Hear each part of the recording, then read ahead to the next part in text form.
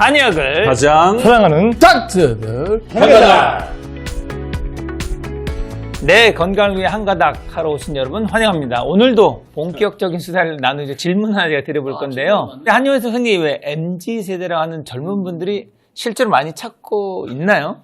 어떤가요? 아니 직접 이제 혼자 이렇게 오는 경우는 없지만 네, 혼자 오는 경우 없고. 엄마 아빠 손잡고 오는 경우는 좀 있죠. 네. 네네네. 아니 우리도 뭐 주로 쓰리고 질환을 많이 보시니까. 쓰리고 이제 우리 딸이 하니까 우리 딸은 또 그 또래들이 좀 오더라고. 내한테는 거의 안 오더라고. 보고 싶어도 안 오대.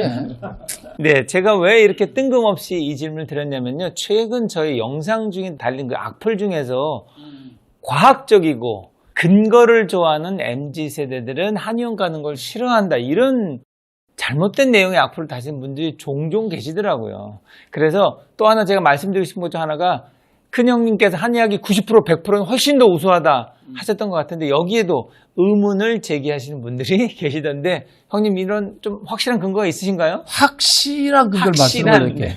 우리는 근거 없이 말하는 사람이 아닙니다. 잘 들으세요. 서양의학의 출발은 물질에 출발했잖아요. 마음을 무시하고. 물질은 알고 보니까 1%가 안 돼요. 이게 전부 에너지예요. 그 양자역이 나왔잖아요. 옛날 고전 역학에서. 결국은 99% 보이지 않는 에너지 세계 기라든가 이 세계를 공부하는 게 한의학이고 양자 에너지의학이고 1%만 갖고 해부학적인 것이 뉴턴, 데카르트적인 사고는 끝났다고 이미. 외과적인 것 외에는 의미가 없어요. 고혈압, 당뇨, 고지혈, 치매와 뭐 우울증 이런 게 고칠 수가 없다고. 기존 그 사고는 한의학은 99%의 99.99%라고. 소점 12개. 그러니까 한의학이 100배 정도로 우수한 내용을 하기 때문에 에너지, 마음, 에너지 상태, 기. 그러니까 한의학이 100배 우수하다는 거예요. 그러니까 저는 가끔 이렇게 악플이 소개될 때마다 그 형님 표정을 요즘 여유가 있잖아요. 정말 차도 좋아하시고 보이차 덕분에 요즘 많이 그래도 화심정진이 되셨는데 옛날 같으면 이 악플러들 쫓아다니면서 아마 끝까지 차단하셨을 겁니다. 네, 그래서 오늘 저희가 가져온 주제가 많은 분들이 한의학하면 아직도 한의사의 주관적인 진단으로만 치료하는 그런 구시대 치료법 아니냐라고 하시는데 사실 저희도 법적으로 허용된 범위 내에서는요 객관적으로 진단과 치료를 하기 위해 굉장히 노력하고 있거든요. 자, 그럼 가장 먼저 한의원에서 어떤 장비를 통해서 객관적으로 치료하고 있는지 한번 얘기해 볼까요? 그 객관화, 정량화 이게 사실은 그 양방에서 한의학을 비과학이라고 공격할 때 가장 많이 써먹는 게 객관화되어 있지 않고 정량화되어 있지 않고 뭐 그게 비과학이라고 이야기를 하는데 사실은 그건 과학의 정의 자체를 몰라서 하는 소리라고 보시면 됩니다.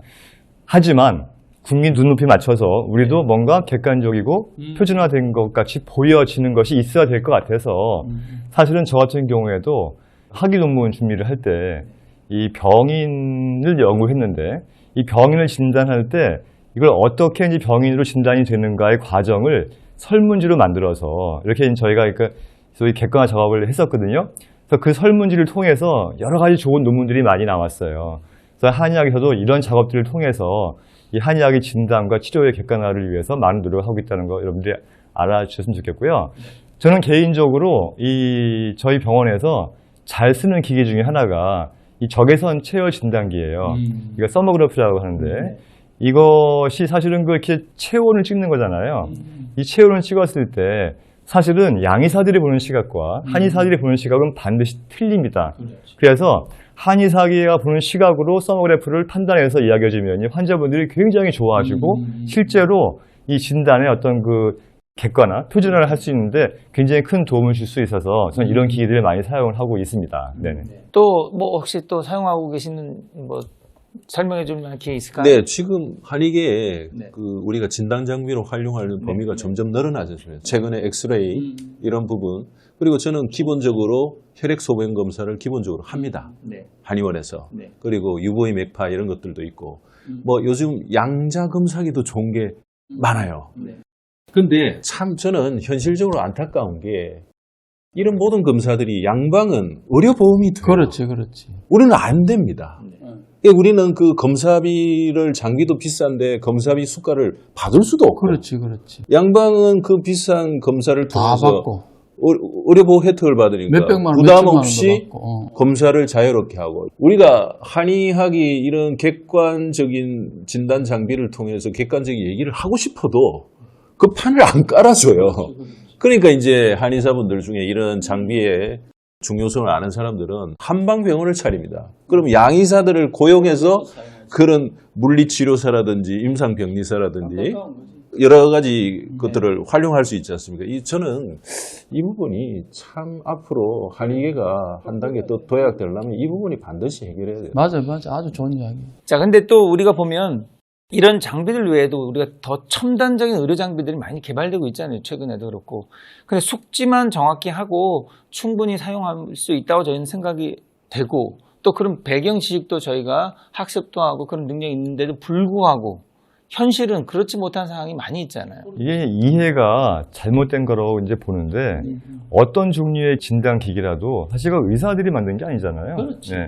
결국 과학자들이 만든 건데 그 기기를 이용해서 한의학 시각으로 판단하는 거는 이제 한의사들이 하는 거죠. 또 양의학적인 시각으로 판단하는 건 양의사들이 하는 거고 그렇게 하면 되는 건데 이거 무조건 내 기계다 이렇게 하는 거는 좀 문제가 있다고 생각하는 것이죠. 맞아요. 내가 비유해드릴게요. 국민들이 잘 들으셔야 됩니다. 예를 들어 한식하고 양식 요리하는 사람 있잖아요. 한식 요리사에게 한식을 요리하기 위해서 한식을 방법을 쓰는데 칼도 쓰지 마라, 주방기구 뭘 쓰지 마라 하는 거하고 똑같아요. 그럼 손으로 할까요, 요리를? 그게 하물며 집이라든가 음식을 해도 그런데 생명의 하나밖에 없는데 쓰는데 한의사들이 쓰는 모든 장비를 다 쓰게 하고 객관적으로 국민이 평가하게 하지 님 것도 못하게 하고 의료기기도 사용도 못하게 하고 어떤 거는 보험도 안 해주고 그런데 하물며 수의사들한테는 님 거부터 다 하게 해. 진단 장비까지. 국민들이 불쌍한 거예요. 나라가 이게 뭡니까 이게 진짜. 그래서 이거요 국민들이 강력한 목소리를 내서 진짜 정치하는 사람들도 표 생각하지 말고 국민의 생명 건강을 위해서 어떻게 해야 될지 한방 살리지 않으면요 대한민국 망합니다. 한방 살리세요. 네, 제가 분위기를 조금 전환시키기 위해서 한번 개요 설명을 좀 해드릴게요. 그나마 다행히 지금은 이런 분위기들이 조금씩 저희가 목소리를 내고 하면서 또 국민들도 조금 이해를 하고 계시거든요. 그리고 또 법 쪽에서도 조금씩 반영이 되고 있습니다. 그래서 2013년 12월에 이제 헌법재판소에서 판결 내렸죠. 현대 의료기기 5종, 뭐 예를 들어 안압 측정기라든지 청력 검사기라든지 뭐 이런 자동시야 측정기라든지 이런 5종의 5종의 의료기기는 한의사가 사용하는데 문제가 없다라고 판단을 내려줬고요. 그다음에 2022년 12월에 또 대법원에서 판단이 나왔었죠. 이 초음파 진단도 이제 한의사들이 진료에 사용하는데 아무런 문제가 없다라고 해줬고, 최근 이제 2024년 8월에는 이제 뇌파 진단기를 사용해서 치매라든지 파킨슨 병이라든지 이런 거를 진단하는 것은 문제가 없다. 이렇게 이제 점점 이제 의료기기 허용 범위가 조금씩은 넓혀지는 추세인 거는 좀 환영할 만한 일이라고 생각하고요. 대법원에서 그때 2020년 12월에 초음파 진단기기를 한의사한테 최종 허용하는 판결문 중에 내용이 어떤 게 있냐면, 현대의 진단용 의료기기는 과학기술을 통해 발명 제작된 것이므로 그 과학기술의 원리와 성과를 의사만 독점적으로 의료행위에 사용할 수 있는 성질의 것이라고 보기 어렵다. 그렇기 때문에 이렇게 초음파 진단도 현대 의료기기에 맞게 한의가 사용할 수 있게 허용을 했고, 그 이전에 2014년 2월에 대법원에서 사용하지 못하겠던 그 모든 선고 등의 기존 판결들도 변경하기로 한다. 이렇게 문구가 나와 있어서 저는 이 문구가 조금 이해도를 높이는 데 도움이 될 것 같아서 소개해드렸습니다. 근데 이런 것도 우리 한의계에서는 고무적인 일이죠. 사실 이런 진단 장비를 전혀 사용 못하다가 하나둘 이렇게 넓혀가는 게 좋긴 한데, 또 해결해야 될 결정적인 문제가 의료보험이 아직 안 됩니다. 그러니까 그 비싼 장비를 들여서 자비로 사서 자비로 검사해주고 사기도 힘들고 우리가 검사비를 받기도 힘듭니다. 네, 아직까지는. 그러니까 이게 빚 좋은 개살구예요, 사실. 이런 그 제도적인 뒷받침이 되지 않은 상태에서는 아무리 허용해봤자 이게 활용되기가 어려운 문제가. 그러니까 비급여로 쓰게 해준다 그런 정도죠. 참 이게 문턱을 그래서 이러한 하나 넘겨야 되는 상황들을 상황이 우리 있습니다. 구독자분들도 잘 아셔서 좋은 목소리를 내주셔야 저희가 마음껏 또 여러분 진단하는데 이런 좋은 기기를 사용할 수 있을 거라고 생각합니다. 맞아요. 국민 여러분들의 성원이 필요한 게 사실은 이게 비급여로 쓰라고 하는 것만 해도 저희는 현재는 감리 적재예요. 예전에는 그것도 안 됐었기 때문에. 하지만 이것이 이제 급여로 될 수 있도록 국민 건강들, 특히 전 국민들이 공평하게 좋은 의료시설을 받을 수 있도록 국민 여러분들이 많이 좀 도와주시면 좋을 것 같습니다. 네, 사실 저희가 정말 할 얘기는 많지만 이게 또 큰 논쟁으로 좀 번질 수도 있고 그래서 조심스러운 면도 있습니다. 그래서 최근에 보면 왜 의협회장분이 한의사에 대한 비방의 내용을 또 SNS에 올리기도 했는데요. 한 가지 저희가 말씀드릴 수 있는 것은 저희 한의사, 이 한의학은 절대 소멸하지 않을 것이고요. 계속해서 저희와 후배들도 한의학을 지키기 위한 노력하고 바로 알리는 자세로 국민들께서 한의학이 꼭 필요하다는 걸 느낄 수 있도록 더 열심히 공부하고 제대로 알리도록 하겠습니다. 마지막으로 큰형님 조금 기분 푸시고 진맥 한번 해주시고 마무리 해볼까요?